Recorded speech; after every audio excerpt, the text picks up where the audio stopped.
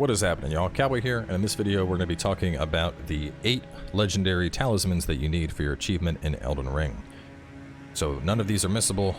Most of them are going to be more late game related, but either way, let's jump into it. And the first one we're going to be taking a look at is the Dragoncrest Greatshield talisman. Now this one is going to give you a huge boost to your physical negation, so some pretty big increases there on the numbers. And we're going to get this one going from the drainage channel grace over here in the Erdtree area.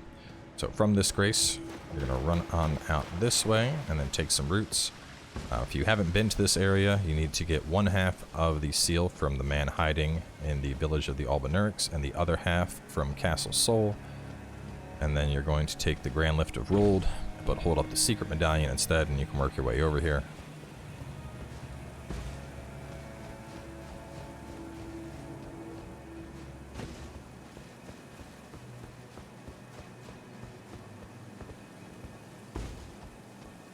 Once you get up the roots right here, you're going to want to drop down.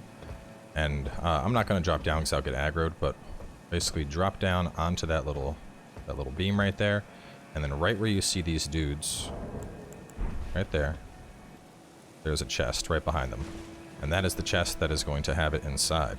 Now moving on from there, the next one is pretty easy to get to, and that is going to be the Godfrey Icon. Now this one's really nice for casting builds that use a lot of charge stuff. I use this myself for a huge chunk of the playthrough. Raises the charge attack, power, sorceries, incantations, and skills, which I believe is referring to weapon skills, but I don't have any weapons that use a charge attack to really test it with. This one is going to be very easy to get. This one, we just want to head on over here for the Grand Lift of Dectuses. Once you take that up, you just go southeast, and right inside the Golden Lineage Everjail, beat that boss, and you will get the Godfrey Icon. Moving on from there to our Soreseals. Now the Soreseals are just upgraded versions of the Scar Seals, which you've probably found earlier in your playthrough. This one is the melee-oriented one, so we're getting +5 to Vigor, Endurance, Strength, and Dexterity. Obviously, this also comes along with the downside of decreasing your negations, so something to keep in mind, but still, I mean, that's 20 free stats for one talisman slot. For quality builds, that's pretty damn hard to beat. And this one is going to be over in the Caelid region, and we need to just fight our way through Fort Faroth, and we'll get that as a reward in the fort.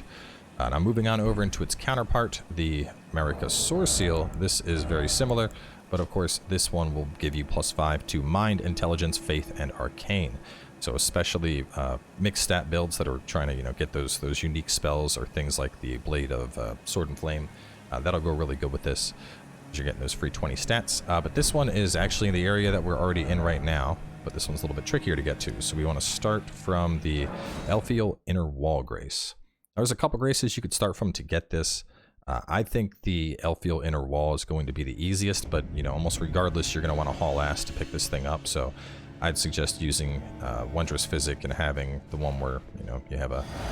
I like using the one-shot shield as well as the thing that stops me from losing my runes if I die, because you could very easily die going here. Go on down the ladder. I would suggest popping a summon here just as a distraction, because this area is filled with those big creepy crawly things that like to pop out of the ground and attack.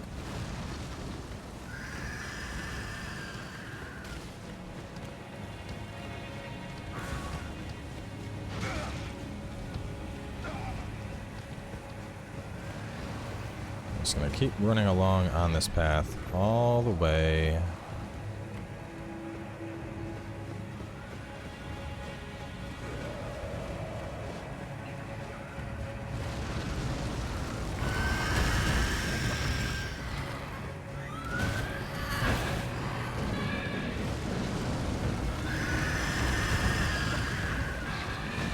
Once you get on over here, there's going to be an imp statue.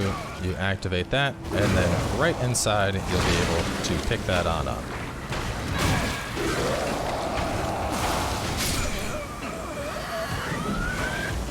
So moving on down our list, next up is another one that's fantastic for casters, and that is the Moon of Nokstella. Now to load here so I can show it to y'all first. To pick up the Moon of Nokstella, this one we're going to need to complete a portion of the Ranni quest line, but this thing is great. It's going to give you 2 additional memory slots. So Definitely allows you to cast all of those spells, and especially if you have some of the spells that take up 3 slots, I think this is a definite solid pick. But to get this, we're going to need to advance the Ranni quest line, which, just to briefly go into, after you have defeated Scar Surge Radahn, a hole will open right here. You can then go on in and work your way through Nokron to get a treasure at the Knight's Sacred Ground. After you get that treasure, you're going to turn it into Ranni. She's going to go to sleep. A teleporter is going to be available at that point in Renna's Rise. And then from that teleporter, you will end up in Nokstella Eternal City. Now, this one's also pretty easy to get once you're down here. As you fight your way through the city, eventually you're going to come up against a boss fight. Well, it's kind of like an unofficial boss fight, but it's multiple mimics at the same time. Once you fight them, there will be a chest that's just kind of underneath a giant throne right there in the same room, and that is where you will snag your Moon of Nokstella. Continuing along though, Old Lord's Talisman. Now this is a fantastic one for those of you that are running very buff heavy incantation builds. You know, you want to keep up your sacred buffs and your weapon buffs and all that. This is going to give you the duration boost. And this one is going to be over in Farum Azula. We want to head on over here and go to the side the Great Bridge Grace.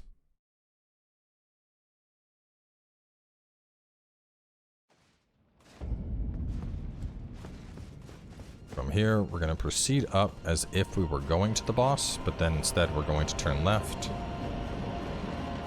And you can already see the structure that's going to have this that we're making our way over to, but I'll show the full path here just for folks that might get a little lost. Because some of these, like the Nokstella one, you know, you're going to navigate through the city. It's basically impossible to miss. These ones that are kind of off the beaten path a little bit, I think those ones need a little bit more guidance. So go around here, take this ladder down, and then right on in that room you're going to find a chest, and that is where you will pick it on up. Moving on from there, the next one is one that I got really late in my playthrough, but the Radagon Icon. This is going to shorten the cast time on sorceries and incantations. Absolutely fantastic talisman for those playing a caster build. And this one you can actually get really early. I think this may be the earliest one we can get. We want to hop on over to the debate parlor for it. Going through, yeah, this is definitely the earliest one we can get, just looking at our list. Well, I guess you could maybe get Fort Faroth, but I think this one comes first.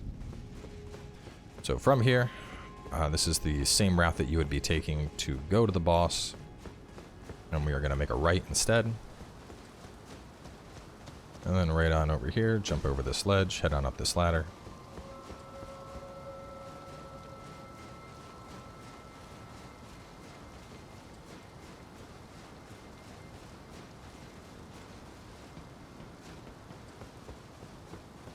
For that, going through the window. There's some loot off to the left you can get, but where we want to go in particular is right here. Pick it up in this chest. And then our our eighth and final one is going to be the Erdtree's Favor +2, which this one's definitely a sneaky one that you can't access until after you've decided to burn the World Tree. But as you can see, health, stamina, equipment load, it's everything you could ever want. But definitely a fantastic one, and to get this, what we got to do is head on down this way. I'm going to activate this lift. I'm going to partially show this one just because this area, like I said, is only going to be active after your post-game, and I'm not even sure how to access it coming from that way, but this is the route that I took, and it's pretty stressless.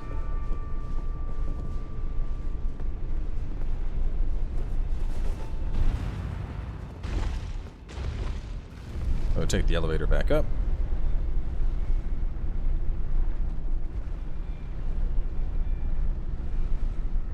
Now I don't know if you can get this earlier in the game. I don't think you can, just based on where it's at on the map. But if somebody does manage to get this before the capital is covered in ash, do let me know. For those unsure what I'm talking about, at one point you need to burn the Erdtree. When you do that, basically the royal capital in general becomes completely covered in ash, so you lose access to a lot of the routes down there, buildings, stuff like that.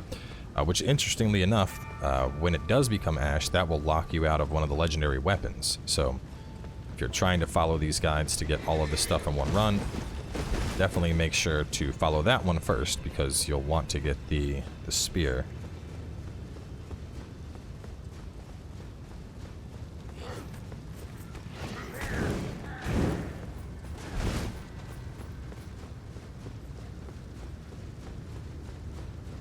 continue on down this path, and we have another elevator. Stay away. Wow, that's unupgraded. I've been feeling this thing would actually be pretty nasty. Might have to cop this on an alternate playthrough.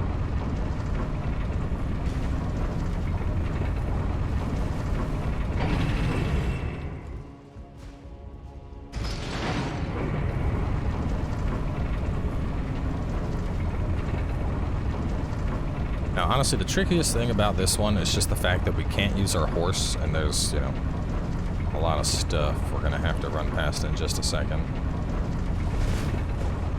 Alright.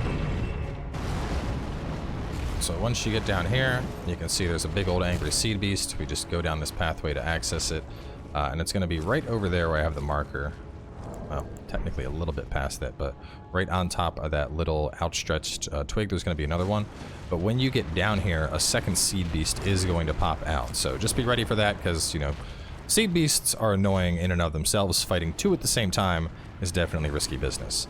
But with obtaining that, you will then have all 8 of the legendary talismans and be one step closer towards getting your platinum. So thanks for tuning on in. I'm still trying to hunt down the spells, but I do plan on doing a showcase of the legendary spells and incantations, as well as those locations when I find them. So I will see you soon for that.